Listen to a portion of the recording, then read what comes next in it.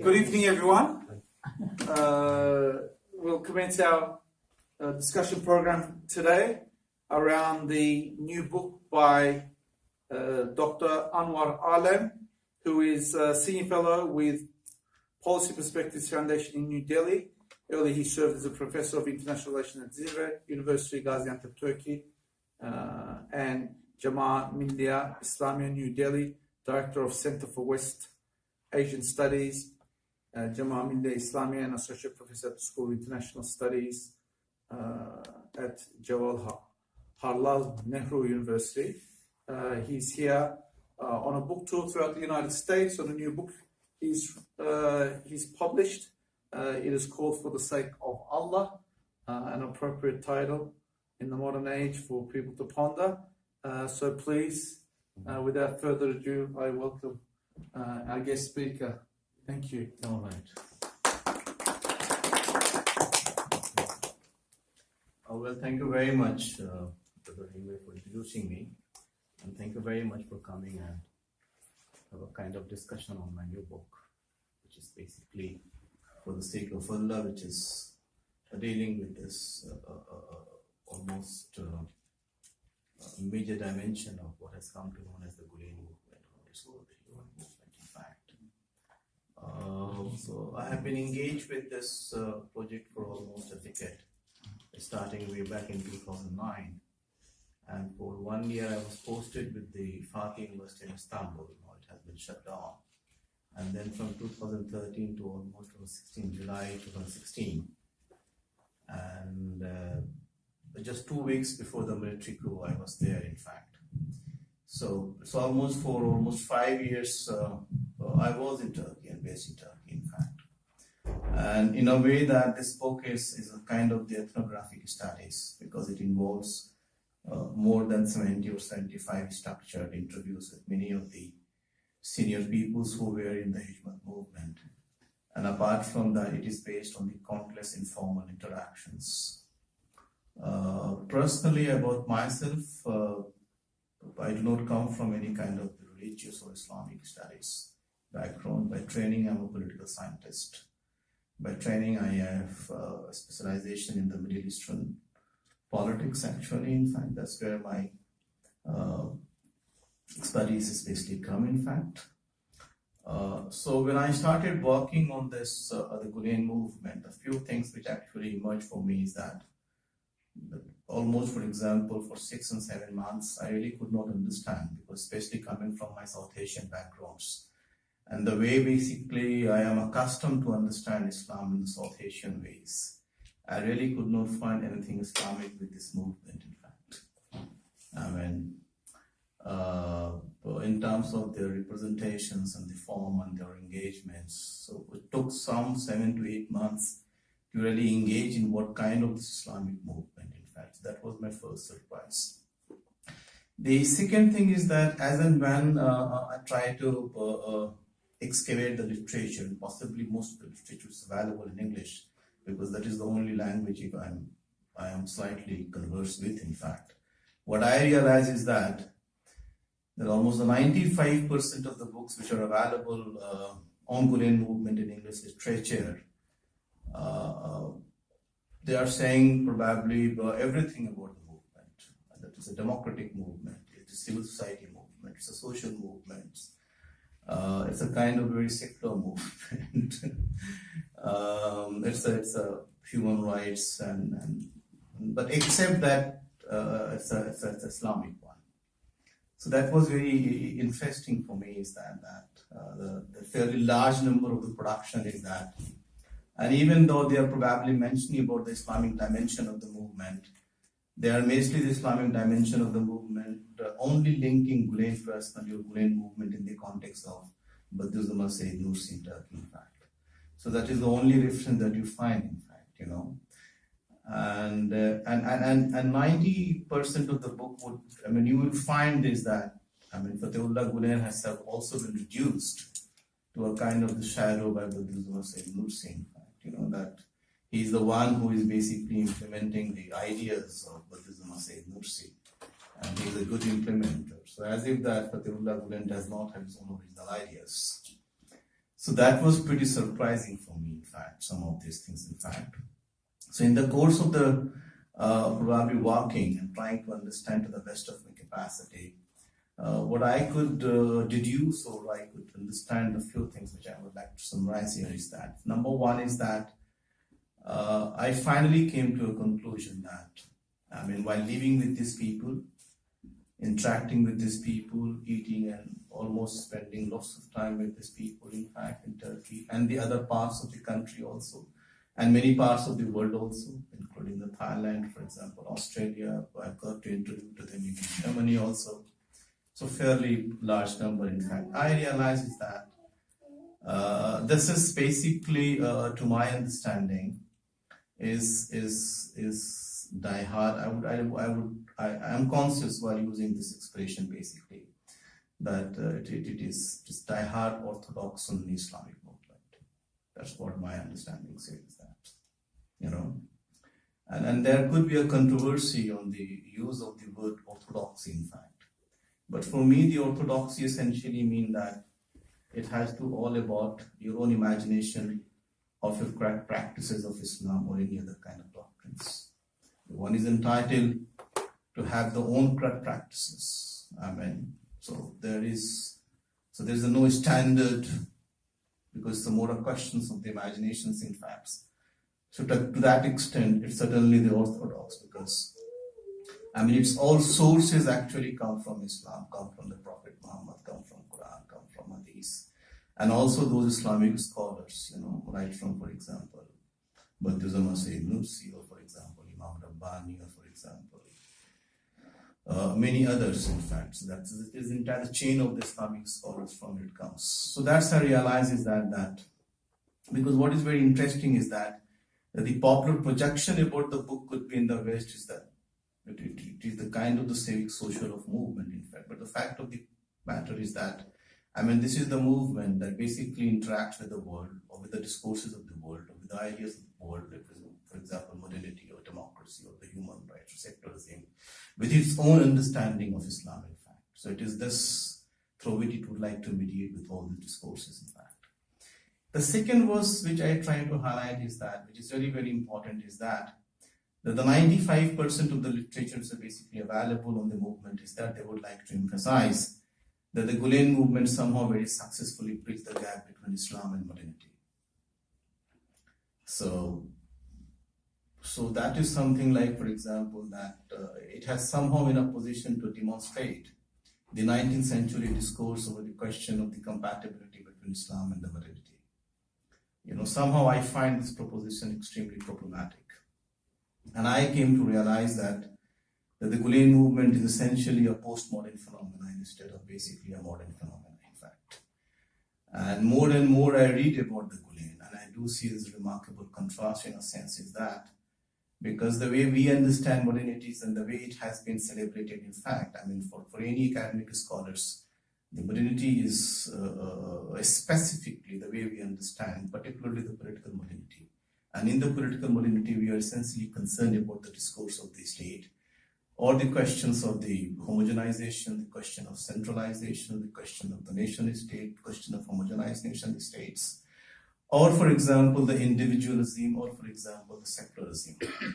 Apart from these, all other kinds of the universal ideas, whether in terms of the equality or the brotherhood or human rights, or for example, liberty, or for example, these are some of the universal values which are powerfully symbolized in majority of the religious traditions, in fact, and they have been interpreted from the ages, in fact, you know. And therefore, what you find very interesting is that while the large number of people keeps talking about the compatibility between the Islam and the modern values, and this actually emerges the modern values, in fact, you know, you do find in the Fatihullah Gulen, in fact, that there's a remarkable symbolism of the Islamic universal values, in fact, you know. So you do find that, for example, the movement would like to have some kind of individual rights, but certainly it is skeptical about what is called individualism. I mean, the whole discourse of individualism in the West is completely different.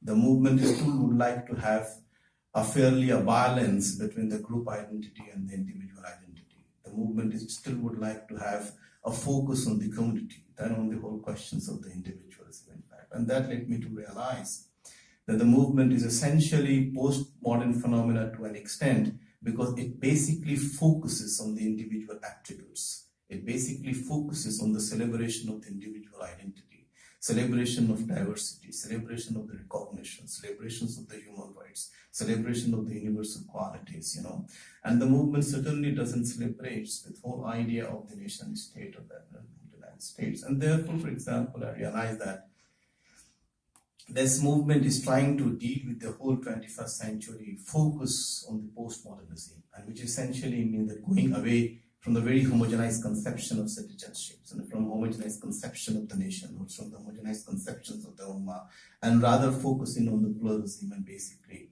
diversity, in fact. And it is in this context that, for example, what I have said is that the movement, it's very difficult for me to describe in any kinds of the ism, but rather the movement belong what I would like to call a prospective, non-traditional and the non-modern, in fact. Because this boundary between the traditional and the modern is extremely problematic for me, actually, because it is the modern itself, the discourse, that created its own kinds of the imagination of traditions, in fact. But the fact is that if you look at the many of the traditions, actually, or traditional value, they also incorporate many of the features of the modern, as well as the modern also incorporates many of the features of traditional, in fact. So there's a remarkable continuity and change, in fact, in the human civilization, in fact. Having said this, then what flows from this perspective is that, two and three things. Number one is that what flows from this perspective is that in the Fatihullah Gul narratives or in the Hikmat discourse narratives is that because the moment you take that, if it is closer to the very modern kind of the understanding, then if you deal with any kind of the modern phenomena, then the idea of the other has to be there, in fact. So what you find in the Hijmat movement is that there is no conception of other. Since there is no conception of other, the movement would like to interact with anybody at any stage and would like to open itself for any kind of experimentation or any kind of observation, for any kind of subject, or any kind of the critique with all. And that's how the remarkable flexibility about the movement. So the movement, for me, somebody who's coming from India and fairly aware of the Gandhian discourse, in fact, the movement does not internalize the whole discourse of the power. And for example, in the Indian context, if the Gandhi would have wanted to become a prime minister, probably the nation would have not been divided. But coming from a different point of view, the Gandhi is the one person who would defy any kind of the power paradigm, in fact, because there's no conception of other, in fact. Therefore, what has happened is that most of the probably theoretical paradigm that exists on the understanding of the movement, in fact, somehow this idea of directly or indirectly, they would like to subjugate the Gulen movement to somehow, like for example, in the Turkish context, there's a large number of studies which you see that slowly and gradually Islam emerged as a kind of response, or as a kind of, for example, response to the whole discourse of Kemalism, in fact. So the Islam emerged as the other of the Kemalist phenomena, in fact. You do not find Fatihullah Gulen ever making a kind of the comments on the Kemal Ataturk or the Kemalism or the secularism or this or that, in fact, except probably saying is probably Fatihullah Gulen has never taken any position also on that issue. There's no direct statement as such, but has not taken any position that any kind of the revolution, including the Kemalist revolution, have negated the fundamentals of the Islam, and therefore he continued with the state system, in fact. So there is no other. That's very remarkable. That comes very strongly as a finding in my book. And since there is no other, the movement could expand, could become flexible, and could grow very fast, and therefore could adjust with a remarkable different cultures. At many places, we have Africa or Latin America and schools and this and that. Apart from this, what I find in the Hijmat movement is that, and especially in the context of Fatihullah Gulen discourse, is that there are 2 and 3 things I find. There's a remarkable paradigm shift. It is not for the first time that any Islamic movement has championed the idea of education or the idea of humanity or the idea of the serving God, serving Allah, and serving Prophet Muhammad, and serving the human. This is not for the first time that Fatihullah Gulen is saying, in fact. I mean, and it is not for the first time that a movement is trying to highlight the ethical and the moral interpretation of Islam with a focus of bringing ethical and moral transformations of the human being. Large number of the Islamic scholars have said this. It is not there, for there is nothing specific for me, that it is not the Fatihullah Gulen who is the only one who has emphasized the idea of education and why education is important. But what is really important is that in the context of Hijmat movement and the Gulen movement, the education somehow become a part of the wider the social movement, in fact. It becomes the household names in Turkey, in fact. That has not happened with the larger Muslim world. That's a specific, what makes to have a breakthrough in the context of the Hijmat movement or Gulen movement, and that could not emerge as a breakthrough in the context of the other Islamic movements. And I believe is that this could actually take place because in Fatihullah Gulen discourse of Islam, what really emerged vis-a-vis education is this very fine, I would say, an understanding that probably for the first time, this discourse has led to debunk any kind of differentiation or any kind of the divide between what has come to known as an Islamic education versus secular education. Muslim world over the last 400 years and the 500 years has actually caught in this kinds of a binary discourse between what is called the Islamic education and a secular education. And what is very, very interesting is that before 18th century probably, or before probably 18th century, before the development of colonization, or before the development of the hegemony of the West, globally as a discourse, as a political systems, as the intellectual paradigm, in fact, you will hardly find any book with a title like Islam and the West, Islam and Science, Islam and Ethics, Islam and Morality. Suddenly you will find with the emergence of the colonial context, Islam developed a kind of the wall, and therefore you see a large number of the publication basically coming up in the name of like Islamic science and Islamic architectures and the Islamic human rights and Islamic democracy and Islamic secularism. All you have to do, you have to fix a title called Islam before any kinds of the discourses, in fact, So that's what you find very interestingly. And with the Fatihullah Gulen, what happened is that this binary basically collapses, where it basically analyzes and internalizes education as an Islamic value. That's it. And this was the paradigm shift. And once this movement understands education as an autonomous process, and it is not subjected to any kind of the close imagination, and it is not subjected to that it is linked to any kind of the wider political project, or even to the wider social project, or either wider to national project, then education basically emerged as the most defining features of the Gulen movement to an extent. And it is here the whole paradox, how to remain being a Muslim and how to remain modern, basically comes to stay, in fact. This paradox gets successfully resolved in Gulen paradigm, how to remain Muslim and how to remain modern. Therefore, the idea is that a musician, an architecture, a dancer, an artist, and a painter could be as much Muslim as much as the modern. Therefore, this whole idea and the emergence of the Islamic discourse that probably watching film is bad, or this kinds of dresses are bad, or something this bad, and that essentially you find that in this Hijmat movement is that, and in the Fatihullah Gulen, that identity is not something very profoundly important, what is called the essential of Islam. Therefore, for the first time you see that the whole Hijmat and the Gulen movement does not become the victim of the identity discourse.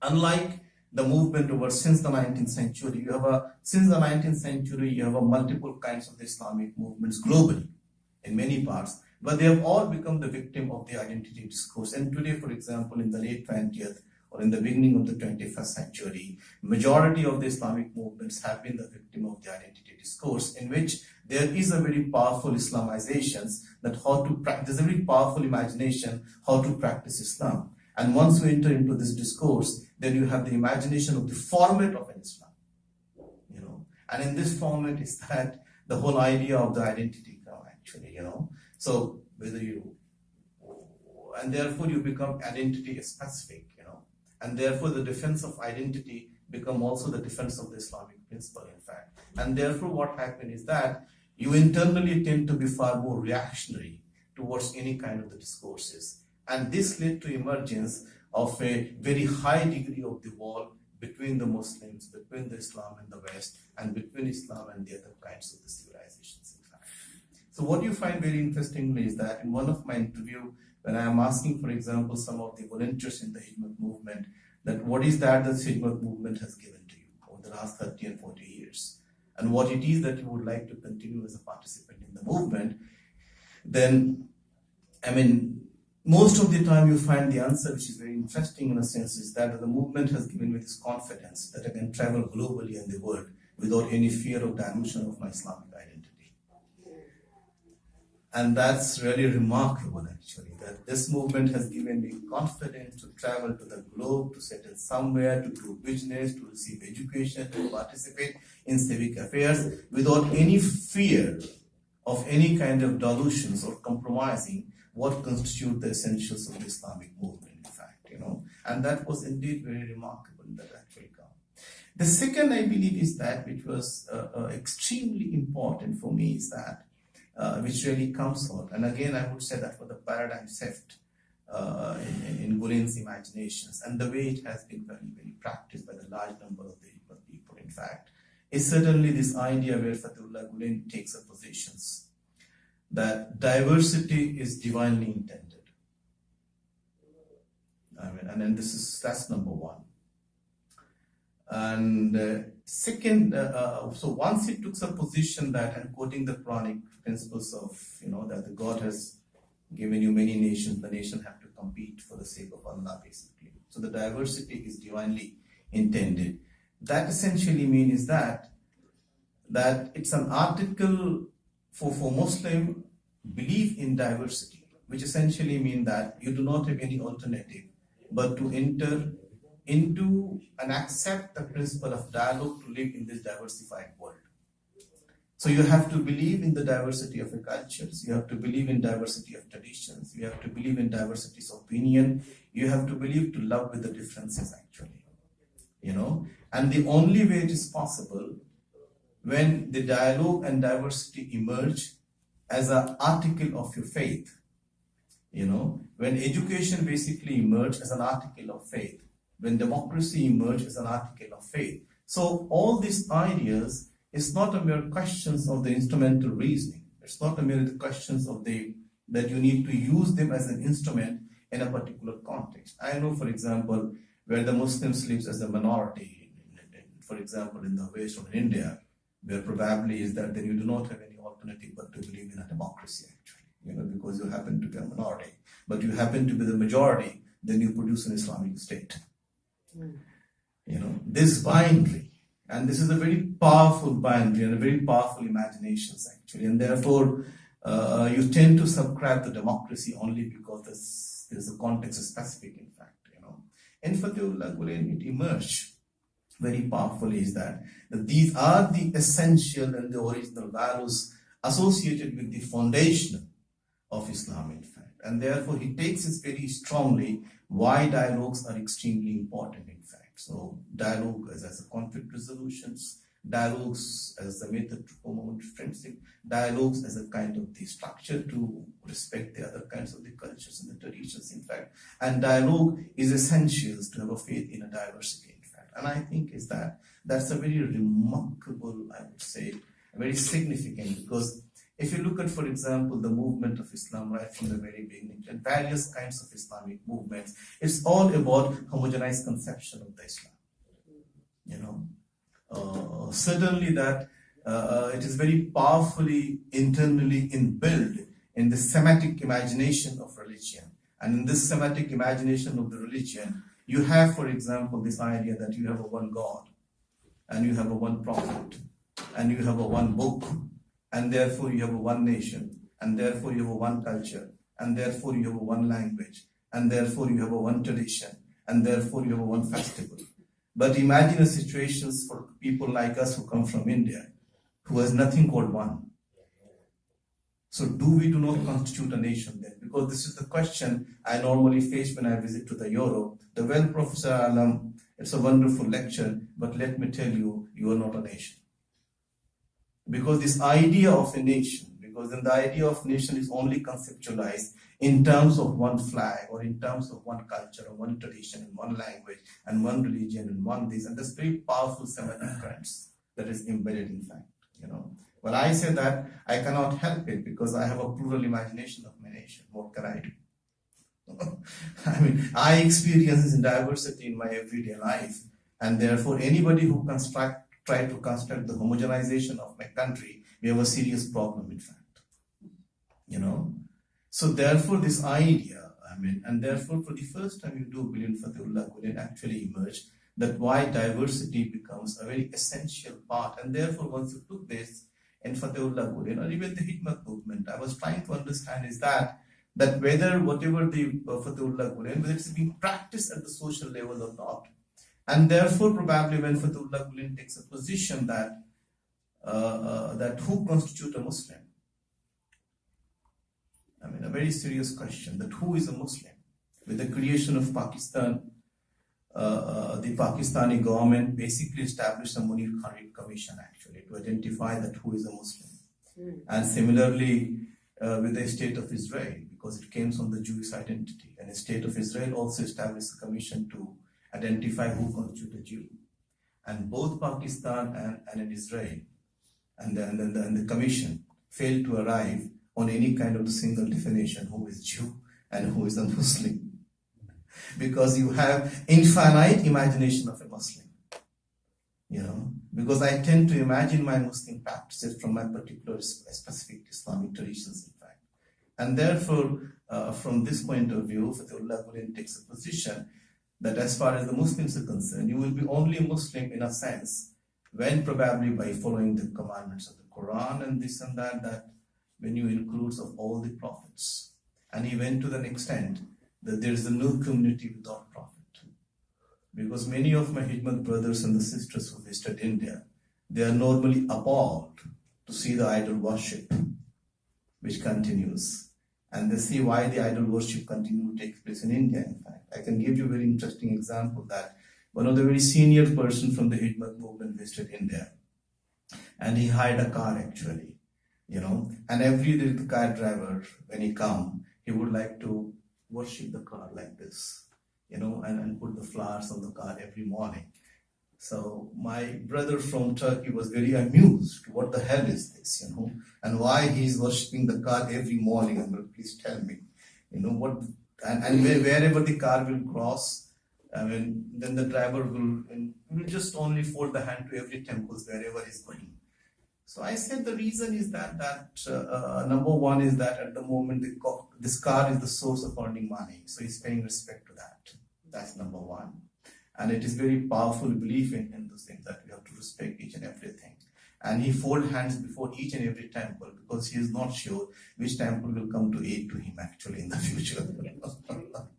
So it is better to respect everyone because he's really not sure in fact. You know? So that's a very powerful, you know, tradition that has really emerged. So he was very, very surprised and trying to understand, I mean, each and everything. But at the same time, he slowly and gradually get to understand the diversities, and that's how a large number of the Hijmat movement also basically works, in fact, there.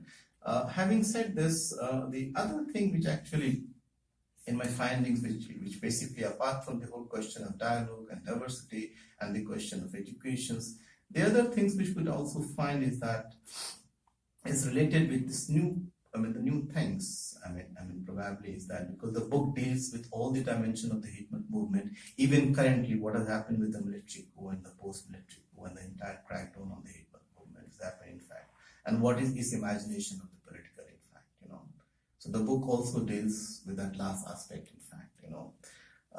In a situation is that I have taken a particular position within the Turkish context is that a large number of people has tried to see this conflict between the Gulen movement and Erdogan as a kind of conflict in a power. So it's a conflict of sharing of power, actually, you know. And it is like this, like both of them cooperated against the Kemalist. And once the Kemalist has been marginalized, and therefore they were fighting for their sharing of more power. I mean, the formulation is like a completely like a mathematics actually, which I found extremely problematic. And part of it is problematic in the sense is that the modern social science are essentially based on the power and of the notion of the power actually. The social science, the way it has emerged since 15th century or 16th century globally, especially in the West, it is essentially based on the idea of a power, in fact. So you do not have any other paradigm to understand the conflicts beyond the idea of a power or beyond the idea of the power. So you tend to reduce each and everything as a power, in fact. And that's how you do find the history of the state and the history of the social movement, even till date with the Althusser and many, that you see the power display and the politics of power everywhere. That's extremely problematic proposition is that throughout the human history, there has been the large number of ethical and the moral movement has emerged. And Fatehullah Gulen, unlike, for example, Gandhi and many others, they are certainly concerned, how to sensitize the public culture with a moral and ethical norms. Let the state not become totally a moral phenomena. Let the state not totally become a non-ethical phenomena. Because the moment you will reduce a state only as an immoral or as an unethical phenomena, then what is likely to happen is that then you will have the Holocaust. One state is completely free of any kind of the moral constraint. Once a state is free of any kinds of ethical considerations, then you have the First World War, then you have Second World War, then you have the colonizations, then you have the Holocaust, then you have this, then you have this, because then the state would like to justify each and everything on the principle that the end would justify the means actually. For people like Mahatma Gandhi or Fatehullah Gulen, what really important is the selection of means. It's not the selection of ends. And it is this selection of means which is far more important than the selection of the ends. So you have a different kinds of the paradigm, in fact. And therefore, one of the tasks of moral and ethical philosophers, including Fatehullah Gulen, is essentially how to regenerate the moral discourse and how to regenerate the ethical discourse in the public is fair to an extent that there is a badly need of the moral and ethical conceptualization, the regenerations of the human beings. Because somehow, because in Fatehullah Gulen somehow, yes, institutions are very important and we need to have a very powerful and strong institutions of the governance. But it is also true that in the ultimate analysis, that the institutions are being symbolized, are being run, are being managed by the humans actually. So it is equally very important that as you develop a very powerful democratic traditions and a very powerful constitutional norms and the governance, you also produced a people who are diehard moral and ethical in terms of the governance, in fact. And again, I find with this references that there is a paradigm shift, and Fatehullah Gulen's position is that he has not tried to understand the state in terms of being secular or being religious or being democratic or being any kinds of criteria which is normally applied to evaluate the state, but the position that he takes is this, that the state must be neutral. So for example, in our imagination, if you say that the state is secular, it does not necessarily mean that the state is neutral, because the secular has its own exclusion, and secular has its own exclusively language, and secular has its own imagination where religion should be, how religion should live, where it should have place, and where it should not be there. Similarly, if you have a religious state, it will have its own imagination of a secular actually, Similarly, if you have any kinds of the conception, therefore Fatehullah Gulen, what is really important is that if the state wants to be really honest in its conduct, in its governance, if it wants to be true to the belief and the tradition of its people, a state has to be neutral actually. And that is not something not very unpredictable. There are biases, there are prejudices, there will be feelings, there will be discourse, that's fine actually.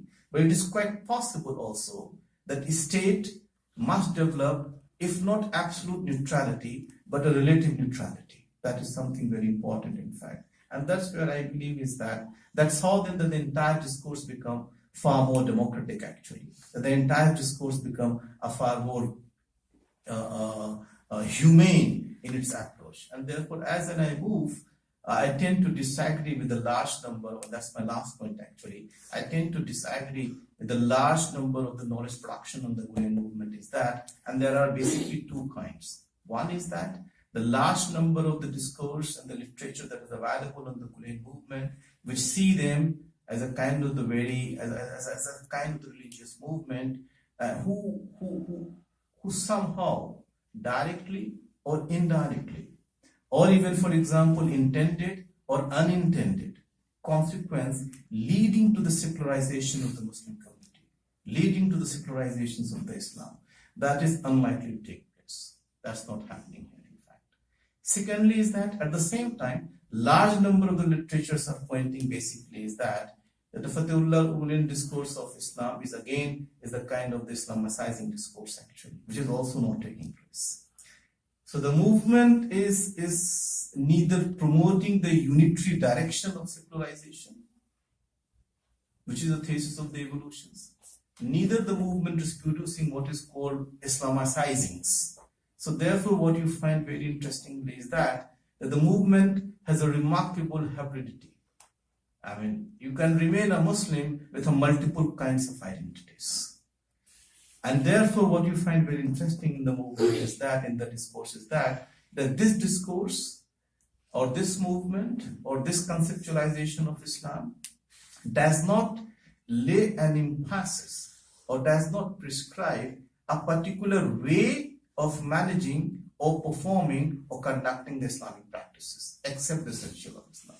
Whereas you find in all other Islamic movements, there is a very heavy emphasis on the rituals, because the rituals itself become a discourse. The rituals themselves become the identity actually. In this movement, you really do not find that Fatihullah Gulen actually laid down a particular format or the particular way or particular prescription that if you follow this, only then you are going to be the Muslim. There is no other way out actually, Therefore, these movements are important in a sense that it is internally rejecting any kind of the homogenization of the idea, any kind of secularization. Since it resists or it rejects any kind of the homogenization, any kind of secularization, it does not have any conception of other.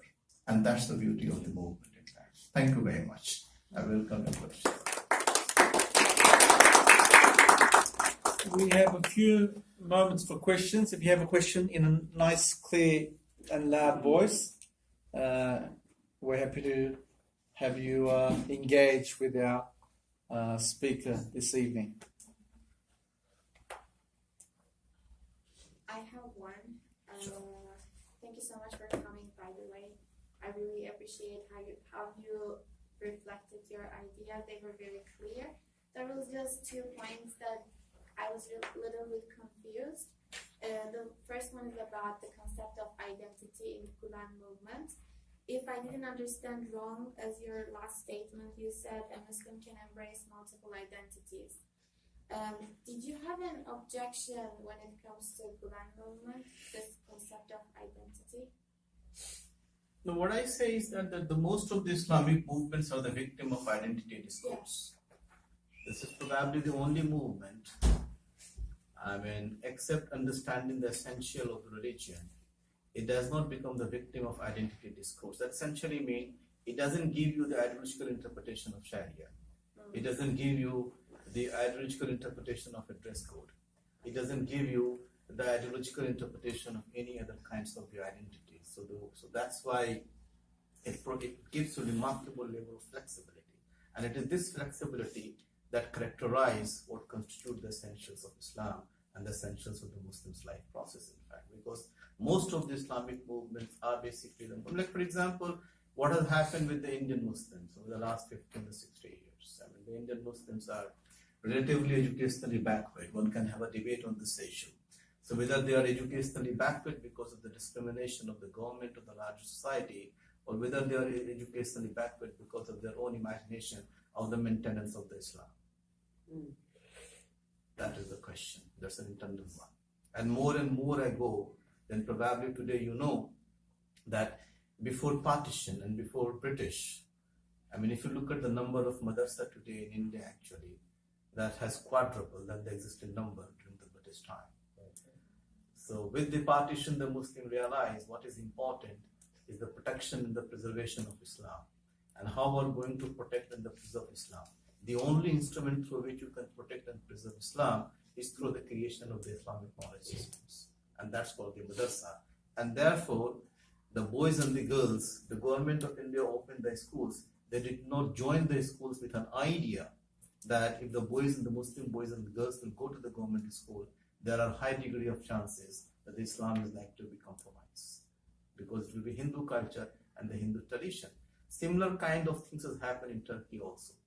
When the Kemalist revolution took place and the Kemalist school establishment, majority of the Sunni Muslims from Anatolia and the rural, their fathers and then they did not allow their children to enter into the government schools because the Kemalists were primarily looked upon as an atheist actually. And therefore there was a danger their sons and daughters will become immoral actually, become unethical or subscribe the atheist point of the view, and therefore they did not join in the large numbers. The idea towards the education to a large extent actually emerged with Fatehullah Gulen in the 860s, in fact, and where the Fatehullah Gulen takes a position that if you want to preserve your Islam or promote, education is the most essential component. And therefore in Fatehullah Gulen, education actually emerged. Therefore it emerged as a feature of faith, which is very remarkable. It is not something, it is emerged as a feature of faith. And that's how the large number of Anatolian Muslims started getting educated. And that's where, because the moment we become the prison of the identity discourse, so once we enter the identity discourse, then my focus is certainly on the mosque. Then my focus is certainly on the madrasas. Then my focus is certainly on all those which somehow help me in cherishing the very kind of the traditional kinds of the identity, in fact. And that becomes problematic. So that's all. Any other questions? Yes, On the coming book, from thank you. India, I appreciate what he said about the car taxi driver. But if you really go to a city like in Hyderabad, Right. you see a Hindu stopping at every dargah, Right. and you see a Muslim stopping at every temple, Absolutely. and the Christian, doing the same thing. Absolutely. So it's a very different experience, Absolutely. absolutely, in there. The strange thing which I have noticed even in my own, though we come from highly educated, highly intelligent, well-achieving families, and my classmates too, Right. including very, very rich folks in India. Today, in the 21st century, in dialogue on the WhatsApp group, they're very sensitive to the identity, and so they want to make sure that if there is a Muslim in the group, certain kinds of Yeah. thoughts or words that Yeah. we express to each other as classmates, Yeah. you cannot do so now. Yeah. And that is the way in which the world has evolved. Yeah. But coming back to Gulen, you were talking about something about the state should be neutral Yes. as opposed to being secular or having a religious identity. So can you expand on that neutral position? Because I don't know what you actually intended or wanted to state there. I mean, that's Fatehullah Gulen position is that because postmodernist position is that, in a sense, is that, for example, that if you look at, for example, the 19th and 20th century demands, and the demands for that one has to create a very kind of very powerful secular state, actually, and that's perfectly fine.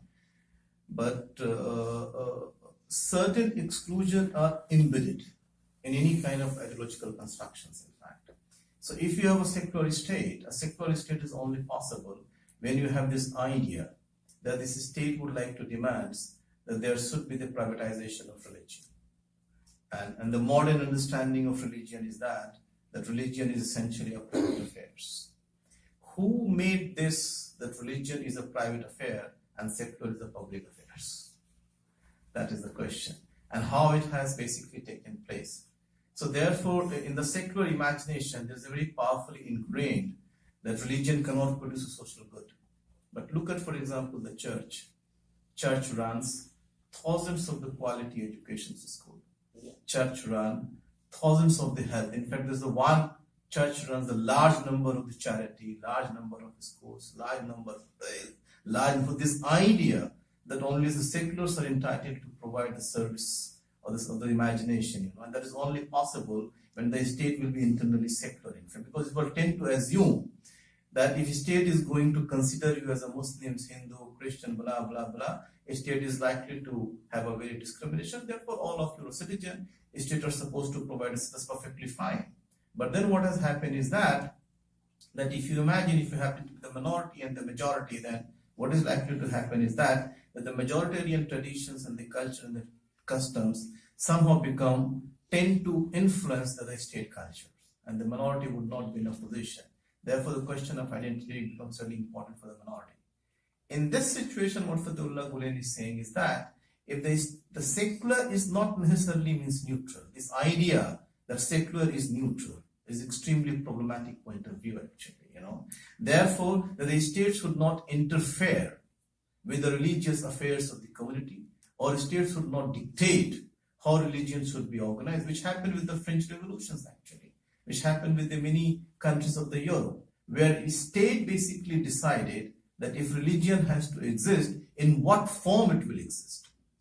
If religion has to practice, how it will practice. And if religion has to survive, how it will do, actually. But then European construction is that because the church basically emerged as antithetical or something as a threat to the secular state. That did not happen in India. I do not have an imagination of religion becoming problematic for a secular state or any kind of the other states. In fact, my imagination of secular state is that the state should be very tolerant of all the religious tradition. I want a state to grant my religious freedom. I want a state to give me the religious goods. And if a state doesn't do, then Muslims and the Buddhists and the Jains and the large number of Hindus claim that this is the violation of secularism in India. So our imaginations are completely different, in fact. It is essentially in this context that take a position, like for example, and he took probably a position in view of the development in Turkey, that the Kemalist states in the name of secularism went to the extent of even the Turkification of Azan in the name of nationalism. You went to that extent, actually. You wanted to transform the entire Muslim cultures, actually. So that state, if it is neutral, it allows people to live its own life. So therefore, probably, I do not have a problem living with the Indian state because I have never experienced that the Indian state has ever tried to change my ways. That if you look at the Turkish states, it has entered into the bodily reform. What to wear, how to eat, you must wear tie, you must wear hat. And that's the imaginations, actually, But the Indian state has never disturbed me. I'm entitled to live with my religious, enter into the public spheres, live privately, as long as I do not violate the fundamental principles of the Indian constitutions. Or I do not violate the fundamental principles of the governance. Otherwise, but if you look at, for example, the French varieties, where the school teachers are supposed to express a secular dress code. So if you have an idea of a secular dress code, so that essentially means there is also the idea of a religious dress code. You cannot privilege your own secular dress code over my religious dress code. Therefore, the state should not enter into the lives of ordinary everyday people, in fact. In order to do that, a state has to be neutral. And that's the position that we took. My question is about your analogy between the Gandhi and Gülen's distance to politics or their views. Gülen grew up in a society that he faced 4 different military interventions to the democracy. And at some point, when movement became somewhat influential in the society, Gülen took a position to somehow direct that direction to the Western norms, European Union and other protections to the civil rights or democracy. And that has become the concern you had in your speech about the power struggle or current regime and Gülen's position in Turkey. But at some point, Gülen took that stand for a reason, because there was no other way to contribute to the democracy of the country, because the movement itself has become global, activity. At this point, Gülen's and Hizmet's struggle with Turkey and some countries who following regime norms. How do you see Hizmet's near future, and what do you think the participants and volunteers of Hizmet movement should do to go through this, difficult times, as far as the concerns you have, the power struggle or distance to politics, and having a neutral position, being a moral movement? I don't know if I gave you enough difficult to understand my position on that. No, I think it's that Fethullah Gülen has been a very consistent, and I see that there's a large number of literatures that is trying to develop an understanding on the bifurcation of Gülen, on the basis of bifurcation of Buddhism or Sayyid Nursi. So you have in Turkey a very powerful, like for example, the old Sayyid and the new Sayyid and a third Sayyid. Similarly, nowadays you see is that you have a pre-America Gülen and the post-America Gülen. Now, the pre-America Gülen, who are based in Turkey, is far more nationalist, but the post-American Gülen are far more universal, far more liberal, and far more. I think is that this trajectory is extremely problematic. In fact, I don't buy such kind of the categorization and the classification of the personalities. In fact. Because there's no empirical basis, I don't see. But Gülen has taken a right from the very beginning, from the 60s onwards, as an engaged with the public debates and the spheres, a very consistent positions, in fact. And one of the consistent positions is that, for example, if you look at, for example, Turkey till mid-1980s, for all practical purpose, it was a closed society. It was like a communist Russia, it was like a communist Poland, with all due respect to Kemal Atatürk, but he actually ruled the country in a very isolationist way. He did not allow its own people to go abroad, actually. The Turkish migration towards abroad only started taking place in the mid-80s under the conjunctures of the globalizations and the liberalization, and the Gülen gave a call that you have to go abroad, And that was something very important. And this link, his idea then, he basically realizes that the Turkish society has to become more open. The Turkish society is likely to develop more. And how would you become more open? The only you will become more open, you develop your own democratic institutions. And therefore, from the mid-1980s, Fethullah Gülen has been consistently saying is that the Turkey has to develop a Copenhagen criteria of democracy. And if you look at, for example, probably the one instance, probably that is probably the only one instance where he made a very powerful political appeal.